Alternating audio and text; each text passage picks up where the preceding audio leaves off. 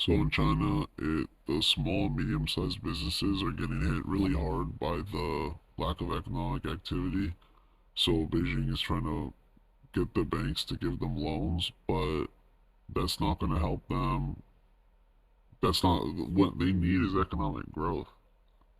Economic growth will help them. So this is just another sign that there really isn't economic growth, and there are questions about if China's going to be going into a recession later this year, or if they're already in a recession, or if they're going to start, their growth is going to just start decreasing. But it seems like there are serious economic questions.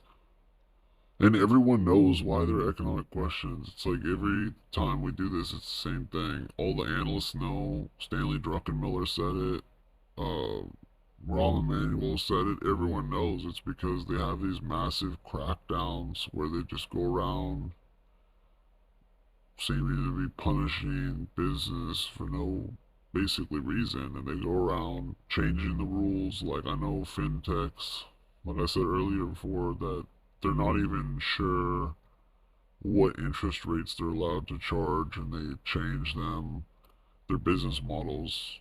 Um, so it's like nobody wants to buy fintech stocks. I feel like because well, it's not invest in Vice, not invest in Vice, but from what I saw, nobody wants to buy fintech stocks because there's so much risk regarding the regulatory aspect of the business because they can make the business model obsolete in like tomorrow.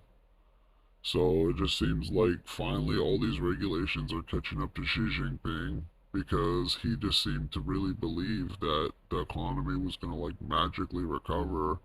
He doesn't seem to understand, or I mean, that's exactly what Stanley Druckenmiller said. So Stanley Druckenmiller said something along the lines of either he doesn't understand or he doesn't care how to grow the economy. But when they had their massive crackdowns that they destroyed the economic growth, and that like you see like Duoyu, Momo, like all the Chinese companies I have, they're like going down 10% every year in revenue.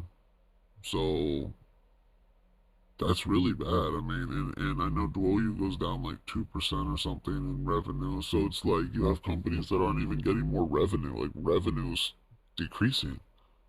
So I'm not sure what the real economic numbers are because all the companies like their revenue starting to go down, which shows you that the economy is really bad.